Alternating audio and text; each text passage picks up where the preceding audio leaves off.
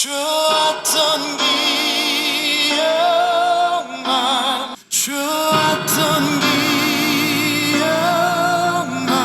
진짜 보스 스피커 스마트폰이 너무 궁금해서 써봤는데 쓰면 쓸수록 다른 부분도 기대했던 것보다 좋아서 놀랐던 스마트폰이에요. 안녕하세요, 엑스입니다. 뭘 할 거냐? 스피커가 아닌 스마트폰. 자, 그래서 오늘은 샤오미 포코 F8 울트라를 리뷰해보려고 해요. 제가 비록 조회수는 망했지만 전작인 샤오미 포코 F7 울트라도 리뷰했었거든요. 두 개를 비교해보면은 칩셋의 차이도 있지만 일단은 디자인부터가 너무 괜찮아졌어요. 사실 포코 F7 시리즈 같은 경우에는 성능은 만족했는데 이 동그란 디자인이 솔직히 적응하기 쉽지 않았어요. 약간 뚜껑을 잘못 닫은 느낌? 그런 생각이 사실 있었는데 이번 포코 F8 울트라는 직사각형 카메라 섬을 넓게 적용해서 그래도 조금은 호 비율이 늘어나지 않았나 싶어요. 자, 그리고 이 보스 스피커 튜닝, 이것도 설명을 드리겠지만 그냥 압도적인 1황 사운드를 보유한 스피커가 아닌 스마트폰입니다. 자, 그리고 다들 잘 아시겠지만 한 번 더 설명을 드리면은 포코 시리즈는 대표적으로 M, X, F 시리즈가 있고 F로 갈수록 가격은 비싸지지만 성능이 우수한 칩셋이 탑재가 되어 있어요. 자, 그래서 이 스마트폰은 울트라다 보니까 포코에서 가장 성능이 우수한 플래그십 라인업이다, 이 말입니다. 물론 그만큼 가격이 제일 비싸고요. 자, 다음으로 라인업을 볼까요? 글로벌 기준으로 메모리는 최대 16기가, 저장 용량은 512기가까지 지원합니다. 그리고 각 모델별 가격은 오늘 환율 기준으로 약 106만원과 116만원 정도인데 만약에 여기서 직구를 한다고 하면은 10%를 더 내야겠죠? 또 이번에도 동일하게 SD카드는 지원하지 않습니다. 요즘에 앱 용량이 조금씩 무거워지고 하다 보니까 256기가는 좀 아쉽지 않을까 싶어요. 자, 그래서 얘도 정발을 하냐라고 하면은 잘 모르겠습니다. 샤오미나 포코의 정발 정책은 매년 달라지기 때문에 진짜 모릅니다. 당장 작년만 하더라도 프로 라인업만 정발했고 울트라는 정발한 적이 없는 걸로 알고 있거든요. 아, 그리고 이거는 제가 구입한 스마트폰은 아닙니다. 샤오미에서 주셨어요. 이 스마트폰은 제가 출시 때부터, 그러니까 레드미 K90 프로 맥스인가? 그게 중국 내수용 모델로 출시를 했었거든요. 그때부터 리뷰를 계속 하고 싶었는데 카드값이 조금 쉽지 않다 보니까 거의 반 포기 상태였는데 근데 샤오미에서 리뷰를 하라고 보내주셔서 이렇게 영상을 찍을 수 있게 됐습니다.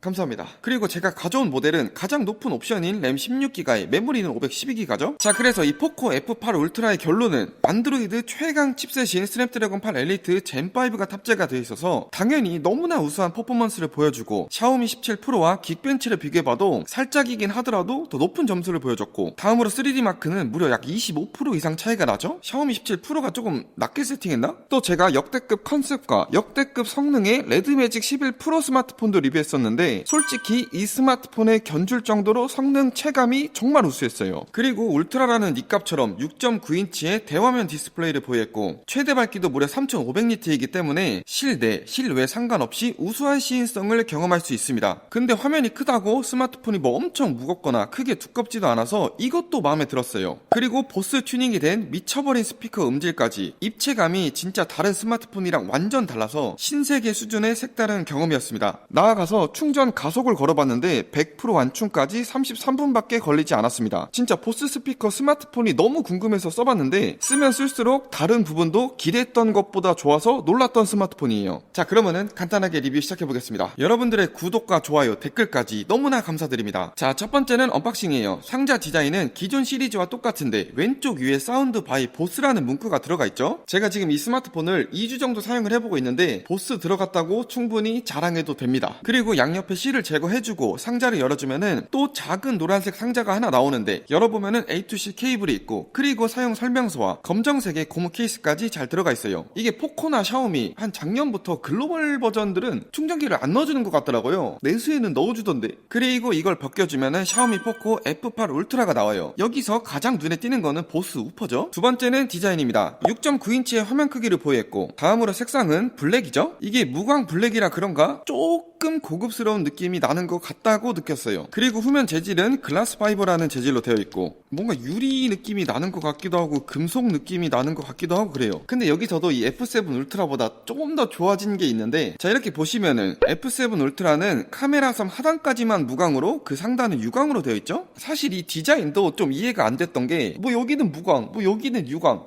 이게 좀 저한텐 곤란했어요. 당연히 좋아하시는 분들도 있겠죠. 그리고 데님 블루라는 공식 색상이 있는데 진짜 약간 데님 데님 청바지 느낌의 색상이라 이것도 솔직히 매력적일 것 같습니다. 다만 데님 블루 색상은 소재의 차이 때문인지 블랙보다 무겁고 두껍다는 단점이 있어요. 그리고 내수 모델인 레드미 K90 프로 맥스는 화이트 색상과 람보르기니 모델이 있더라고요. 일단은 보면은 이 화이트가 진짜 뒤지게 이쁘거든요. 근데 글로벌은 화이트가 없어서 너무 아쉬워요. 그래도 포코 F8 프로에는 실버 색상이 있길래 리뷰를 할까 고민 중입니다. 자, 그리고 F7 울트라와 다시 후면을 비교해보면은 카메라 섬 디자인이 변경됐잖아요. 이렇게 동그란 카메라 섬에서 네모 직사각형으로 바뀌었습니다. 자, 그리고 저는 샤오미 17 프로도 있죠? 여기서 이렇게 또 놔주면은 이번 F8 울트라는 샤오미 17 프로와 동일한 카메라 섬 디자인이 적용됐습니다. 참고로 이 두 스마트폰 같은 경우에는 아이폰 17 프로 시리즈의 디자인을 따라했다 라는 말이 굉장히 많은데 미 11 울트라라는 스마트폰에서 거의 동일한 카메라 섬 디자인을 처음에 보여줬더라고요. 다만 이렇게 세 가지 스마트폰을 비교해보면은 뭔가 폼팩터가 조금씩 다르죠. 최근 나온 샤오미 스마트폰들은 이런 부분에서 아이폰 시리즈와 유사해졌다 라는 느낌을 많이 받긴 했습니다. 그리고 측면에는 전원 버튼과 볼륨 버튼, 다음으로 하단에는 스피커와 C포트, 그리고 듀얼 심을 꽂을 수 있는 심 트레이까지, 마지막으로 상단에도 스피커가 있죠. 그리고 이 카메라랑 스피커 같은 경우에는 이따가 설명을 드릴게요. 자, 그리고 이제 무게랑 두께를 볼 건데 전작과 비교했을 때 휴대성이 좀 개선됐어요. 정확히는 두께가 슬림해졌죠. 일단은 실측 두께는 약 7.88mm, 무게는 216.5g으로 두께랑 무게 모두 스펙보다 얇고 가벼웠습니다. 사실 최근에 샤오미 스마트폰을 실측으로 쟀을 때는 좀 스펙이랑 다른 부분이 있었거든요. 근데 이번에는 오히려 스펙보다 좋았습니다. 다음으로 포코 F7 울트라는 실측 기준 두께 8.61mm, 다음으로 무게는 214.6g으로 무게는 거의 차이가 나지 않지만 두께가 정말 슬림해졌죠. 다만 참고로 이렇게 비교를 해보면은 오히려 F7 울트라가 얇아 보이잖아요. 근데 왜 이렇게 두껍나라고 생각을 해봤는데 후면이 볼록 튀어나와 있어가지고 실측으로 쟀을 때는 조금 더 두꺼운 것 같습니다. 그리고 이번 포코 F8 울트라는 전체적으로 플랫한 디자인으로 변경되어서 개인적으로 저는 더 마음에 들었어요. 자, 아무튼 이게 6.9인치의 대화면인데 216g이잖아요. 두께도 약 7.88mm고요. 저는 무게랑 두께 충분히 괜찮다고 생각합니다. 휴대성만 비교해 본다면은 S25 울트라 같은 경우 6.9인치와 비슷한 무게를 보유했고 두께가 약간 두껍죠. 다음으로 아이폰 17 프로 맥스는 화면 크기만 같고 두께와 모두 조금 더 높은 수치를 보여줍니다. 그렇기 때문에 이 포코 F8 울트라 휴대성 저는 충분히 좋다고 생각해요. 자, 세 번째로 카메라를 볼게요. 일단은 카메라 구멍은 총 4개가 보이는데 실제로 카메라는 3개고 요 한 개는 센서인 것 같아요. 정확한 구성으로는 메인, 초광각, 망원 카메라가 있고 각각 50메가픽셀의 화소를 보여있습니다. 그리고 망원 카메라 같은 경우 5배 줌도 지원하죠. 한번 결과물을 보시죠. 뭐랑 비교할까 하다가 2억 화소의 갤럭시 Z 폴드 7과 결과물을 비교해봤습니다. 당연히 Z 폴드 7이 좋았지만 포코 F8 울트라도 우수한 수준이었어요. 이게 라이트 퓨전 950이라는 카메라가 센서가 탑재가 되어 있고 센서 크기도 둘 다 비슷하다 보니까 만족스러운 결과물을 보여준다고 생각합니다. 당연히 해상도 차이가 있기 때문에 디테일로 들어가 본다면 Z 폴드 7이 더 좋긴 했어요. 그래도 포코 F8 울트라도 충분히 괜찮은 수준이다 이겁니다. 자, 그리고 카메라를 한번 들어가 보면은 맨 왼쪽에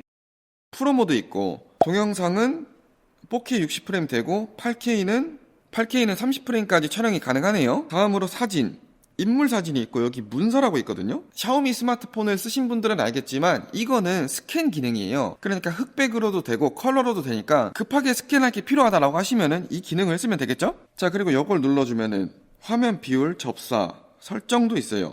여기서 이미지 포맷도 당연히 바꿀 수 있고 사진 기본 품질, 그리고 동영상에 가보면은 여기서도 비디오 인코더, 오디오, 샤오미도 스마트 노이즈 감소가 있네. 3D 사운드. 그리고 일반에 가보면은 여기서도 몇 가지 설정을 바꿔줄 수 있습니다. 네 번째는 디스플레이예요. 아몰레드 패널에 최대 밝기는 3500니트, 주사율은 120Hz를 지원하죠. 다음으로 HDR10 플러스 및 돌비 비전을 지원하고 이거는 잘 보시면은 보호 필름이 부착되어 있었어요. 그리고 포코 실드 글라스라는 강화 유리가 들어가 있는데 제가 한번 찾아보니까 코닝 고릴라 글라스 빅터스2랑 비슷하거나 약간 낮은 수준이라고 하더라고요. 참고로 갤럭시 S23 시리즈에 적용된 게 빅터스2고 갤럭시 S25 울트라는 빅터스2보다 한두 단계 이상 스크래치 저항성이 우수한 고릴라 아머2가 탑재됐죠. 그리고 포코 F7 울트라와 해상도를 비교해보면 오히려 FHD 플러스로 낮아졌습니다. 물론 고성능 칩셋이 달려있다 보니까 성능이나 전력 효율을 위해서 조절한 걸 수도 있고 실제로 스마트폰에서 두 해상도 차이는 솔직히 체감하기 어렵지만 그래도 FHD 플러스의 다운그레이드는 좀 아쉽더라고요. 일단 디스플레이 결론은 밝기도 정말 높고 그리고 색감도 우수해요. 다음으로 베젤을 한번 볼 건데 결과적으로 F7 울트라와 거의 비슷한데 샤오미 17 프로랑 놓고 보면은 샤오미 17 프로의 베젤이 체감이 될 정도로 정말 얇죠? 아니 그냥 딱 봐도 얘가 제일 얇아요. 이 샤오미 17 프로는 잘 나온 게 맞는 것 같습니다. 자, 그리고 안드로이드 16 기반의 샤오미 하이퍼 OS 3가 탑재가 되어 있죠? 근데 약간 여기서도 샤오미랑 포코랑 다른 라인업이긴 하네 라고 느낀 게 있는데 이번에 샤오미 17 프로는 아이폰과 동일한 앱 디자인으로 변경이 됐거든요. 잘 보시면은 앱이 직사각형 모양이죠. 그래서 당연히 포코 F8 울트라도 그런 디자인으로 바뀔 줄 알았는데 기존의 F7 울트라 그리고 그 전 스마트폰과 동일한 앱 디자인을 아직도 유지하고 있더라고요. 저는 개인적으로 이 아이폰과 유사한 이 앱 디자인이 이쁘긴 하거든요. 그래서 이런 부분이 좀 아쉬웠습니다. 이거 말고 설정에 가보면은 설정 UI는 또 비슷해요. 개인적으로 샤오미 17 프로의 앱 디자인이 저는 마음에 들어서 이거 적용해주면 좋지 않을까 싶었습니다. 그리고 방금 말한 거랑 좀 비슷한 부분으로 아쉬운 게 좀 있는데 솔직히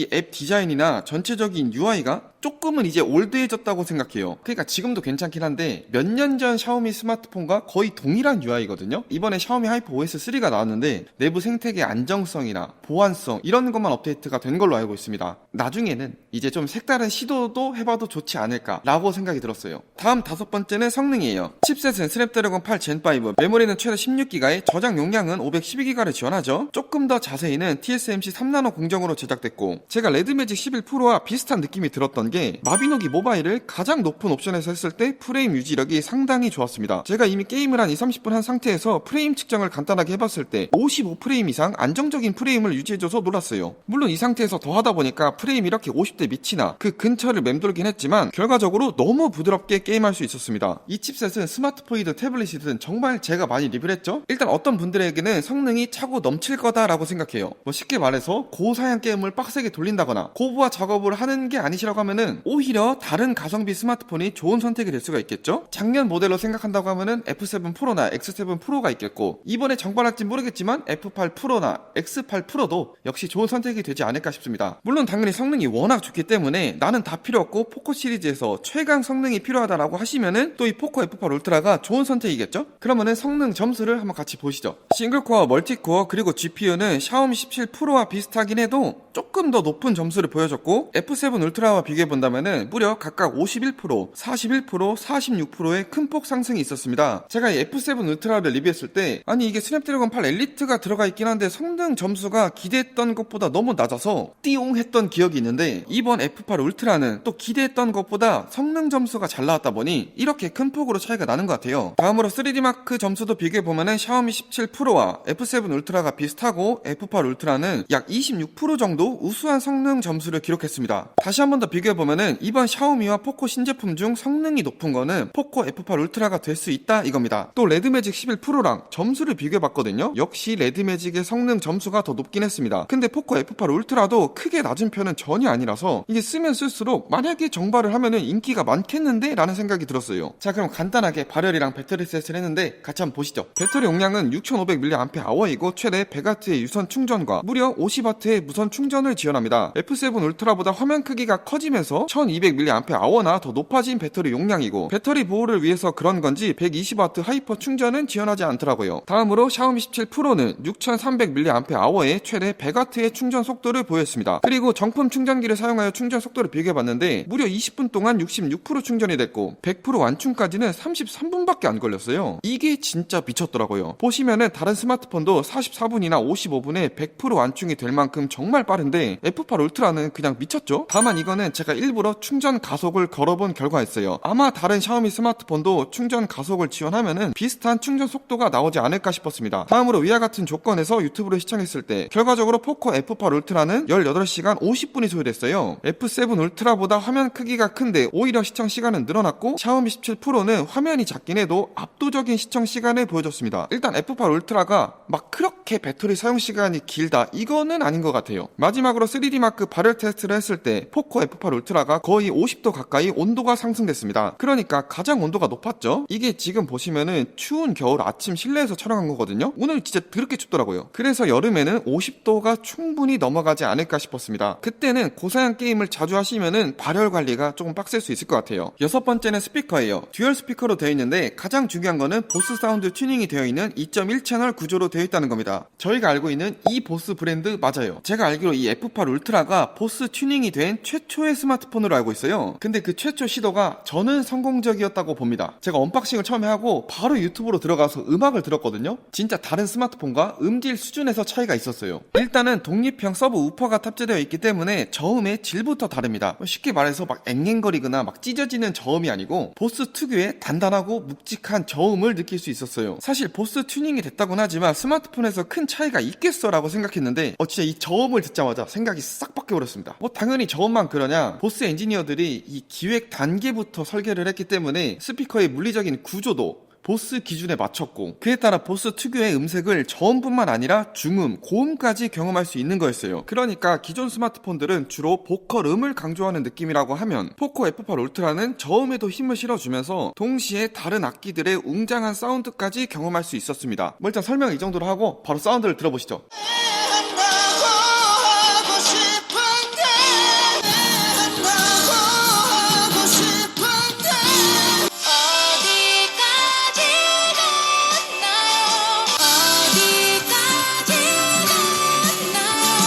좋았던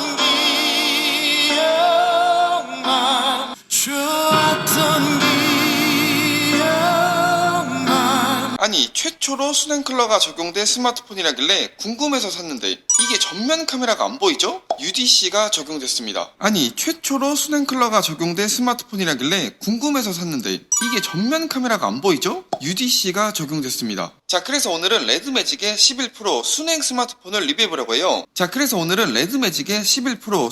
가끔 스마트폰으로 길게 영상을 볼 때는 이 포코 F8 울트라로 볼 만큼 만족도가 상당히 높습니다. 다만 조금 아쉬운 거는 누가 봐도 나 보스 튜닝이 된 스마트폰이다 라는 이 독립형 서브 우퍼 디자인에 호불호가 있지 않을까 싶어요. 물론 그거 빼고는 완벽하다고 생각합니다. 참고로 설정에서 사운드 효과에 들어가 보시면은 이런 화면이 나오거든요. 저는 이것저것 다 써봤는데 이 다이나믹 모드에서 기본이 가장 제가 듣기 좋더라고요. 뭐 음악을 들을 때는 이머시브 사운드나 음성 이런 설정도 좋았는데 전 유튜브도 자주 보다 보니까 딱 요 기본이 가장 좋았습니다. 그리고 대한민국으로 설정이 되어 있을 때는 eSIM이라는 설정이 없었는데 홍콩으로 설정하니까 eSIM 켜기 항목이 생기더라고요. 그리고 통화 녹음 같은 경우 한국이든 홍콩이든 상관없이 가능한데 사전 고지음은 상대방에게 전달되니 이 부분 참고해주세요. 통화가 녹음됩니다. 또 전원 버튼을 누르면은 제미나이 기능을 활용 가능하고 서클 투 서치는 지원하지 않습니다. 마지막으로 은행 앱도 문제없이 설치되고 로그인도 잘 되는 걸 볼 수 있죠? 자, 오늘 이렇게 포코 F8 울트라 스마트폰을 리뷰해봤어요. 사실 정발을 할지 안 할지는 전혀 모르겠지만 궁금하신 분들이 있을까봐 오늘 가져왔습니다. 일단은 가장 마음에 들었던 거는 디자인이죠. 정확히는 바뀐 디자인.